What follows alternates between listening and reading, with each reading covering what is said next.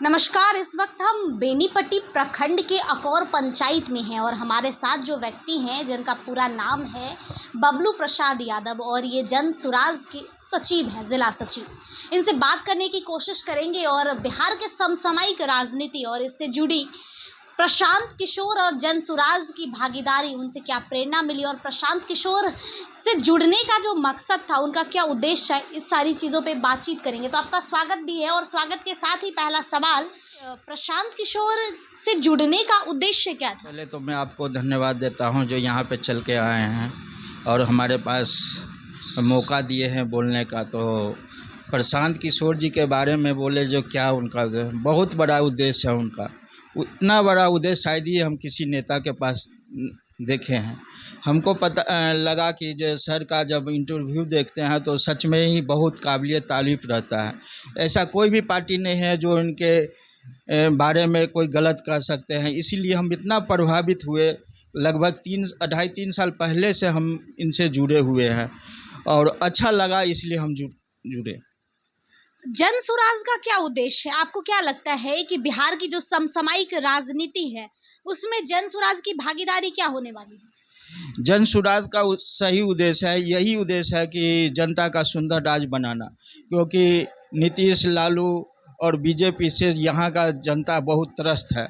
त्रस्त इतना है कि जो हम लोग देखते हैं, जो गरीबी है, जो गांव में है, खासकर गांव के और अति पिछड़ा लोगों के साथ जो है बहुत बड़ा समस्या है यहाँ के। इसलिए जन सुराज जो प्रशांत किशोर जी लाए हैं, यही उद्देश्य है कि उन गरीबी को ऊपर लेके जाना है, यानी गरीबी ख़त्म करना है। गरीबी ख़त्म कैसे होंगे, इसके लिए उसने सारा प्लान बनाया हुआ है, इसीलिए हम लोग उनके साथ जुड़े हुए हैं। देखिए, जब इलेक्शन नहीं होता है तो बिहार में एक सबसे बड़ी परेशानी है जातिवाद। आपको क्या लगता है कि प्रशांत किशोर जी और जन सुराज के माध्यम से वो जनता को ये बता पाएंगे वोट के समय, मत के समय, इलेक्शन के समय कि नहीं, आप जाति से ऊपर उठिए और मुझे वोट करिए, या इस पार्टी जन सुराज ही जो है आपका भविष्य है, बिहार का भविष्य है?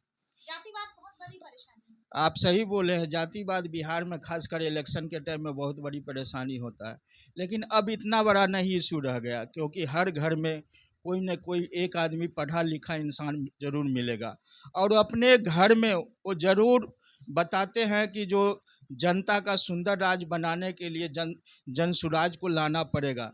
तो यही हमारे लोगों का उद्देश्य है और मीटिंग में भी बात चलता है कि कम से कम अपने घर, आसपास के घरों में लोग आके समझाते हैं कि जो देखिए गरीबी को दूर करने के लिए प्रशांत किशोर जी ये प्लान लाए हैं। आज मान लीजिए हम लोग सत्ता में आते हैं तो 2000 का पेंशन, अभी 400 रुपया पेंशन देते हैं।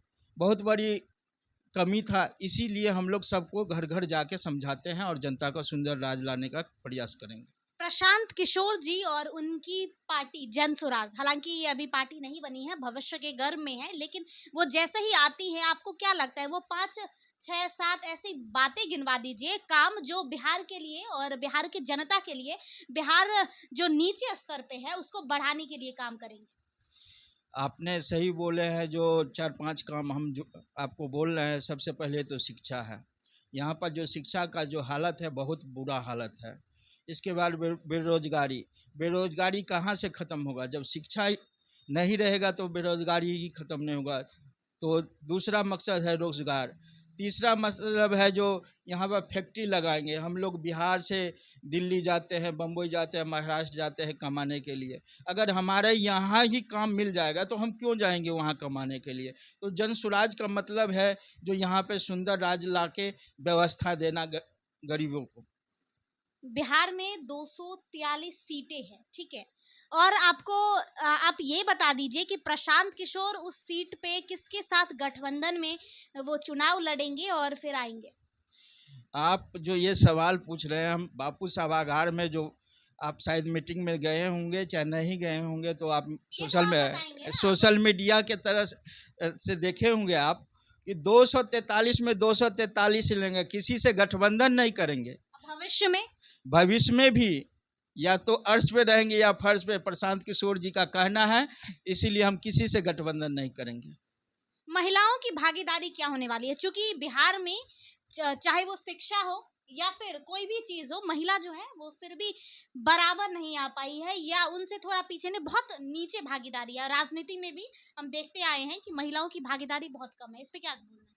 महिलाओं की भागीदारी के बारे में आप बता रहे हैं, बापू सभागार में 25 तारीख को जो मीटिंग हुआ था, शायद ही किसी पार्टी का, या बीजेपी हो, चाहे आरजेडी हो, चाहे जेडीयू हो, किसी पार्टी का इतना महिला कार्यकर्ता नहीं था जितना बापू सभागार में प्रशांत किशोर जी का साथ में थे। तो आपको पता लग जाना चाहिए कि महिला भी प्रशांत किशोर जी के साथ, जन स्वराज के साथ खड़े हैं।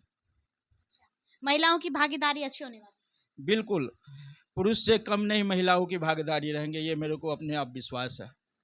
जन सुराज और प्रशांत किशोर के माध्यम से यहाँ जो आपका बेनीपट्टी प्रखंड है, यहाँ पे कुछ मूल समस्या या फिर जनता को बताने में, जनता को आकर्षित करने में कैसा रहा है और जनता को क्या उद्देश्य बताते हैं?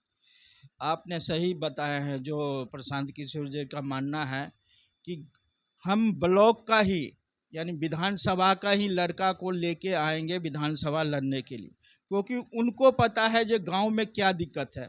आप अभी रास्ते से चल के आए होंगे, आप देखे होंगे कि हमारे गांव में 2 से 3 जगह कितना पानी है, क्योंकि बाहर का विधायक है, आज तक जीत के गए हैं, आज 5 साल होने वाला है, इलेक्शन होने वाला तक घूम के नहीं आए हैं।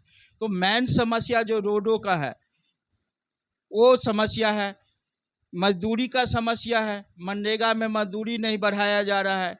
ये सब समस्या जो है ना, काफ़ी बहुत बड़ी समस्या है। किसी एक पंचायत की नहीं बात है, हर जगह की बात है। ये सब बड़ी बड़ी समस्या है। बिहार में एक सबसे बड़ी परेशानी है, आखिरी सवाल है मेरा, बिहार में एक सबसे बड़ी परेशानी है और परेशानी है पलायन। प्रतिवर्ष एनसीआरबी की डेटा कहती है कि प्रतिवर्ष 35 से 40 लाख लोग पलायन करते हैं। उसको किस हिसाब से देखते हैं? और दूसरा ये भी कि बिहार में बाढ़ भी बहुत है, तो किस हिसाब से विकास लाएंगे और अग्रणी राज्यों में कैसे शामिल करेंगे प्रशांत किशोर? प्रशांत किशोर जी 25 तारीख को भी बताए हैं, हम लोगों के सूत्रधार है, वो भी बताए हैं कि जो पलायन के बारे में, जो हम लोगों का जो बैंक में जो पैसा जमा होता है, वो पैसा यहाँ को जनता के देने की वजह से दूसरे स्टेट में भेज दिया जाता है। तो यहाँ पे ऋण के तौर पे उनको पैसा तो मिलता नहीं है।